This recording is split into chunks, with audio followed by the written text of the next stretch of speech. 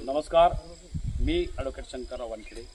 आज मुर्डेश्वर तालुका सिल्लोड जिल्हा छत्रपती संभाजीनगर या संस्थानला भेट दिली असता एक अतिशय महत्त्वाचा हा क्षण आहे।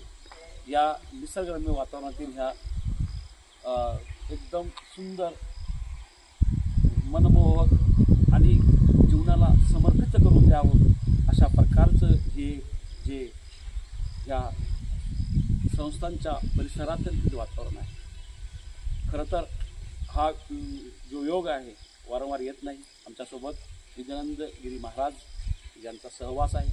त्यांच्या सहवासात आम्हाला या मुर्डेश्वर संस्थानला भेट देता आली।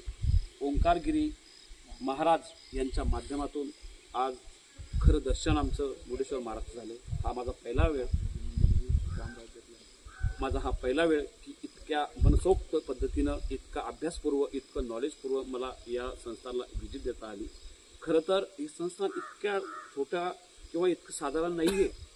हे संस्थान रामराज्या काळातील आहे।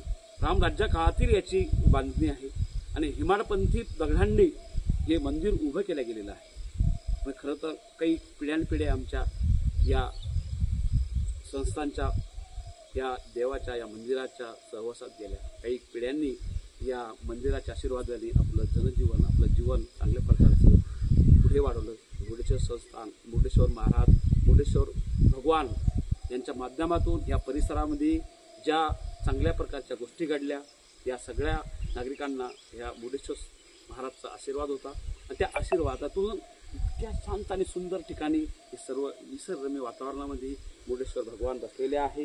आमच्यासोबत विद्यागिरी महाराज यांचा सहवास आहे। आमचे मित्र मान्य श्री तात्याराव भुजंग साहेब मान्य श्री अमृत चौगुले साहेब यांच्या माध्यमातून आज या सगळं निसर्गरम्य सौंदर्य निसर्गाच्या सौंदर्यात निसर्गाचे सानिध्य आम्ही 100% स्वतःला वाहून घेतलेलं आहे। आणि मित्रांनो हे सगळं आम्ही आपल्या सर्वांना या संस्थांबद्दल या भागाबद्दल मुर्डेश्वर संस्थांबद्दल मुर्डेश्वर देवाबद्दल थोडी माहिती व्हावी या दृष्टिकोनातून आम्ही आज हा एक सोशल इव्ह्यू म्हणून समोर ठेवलेला आहे।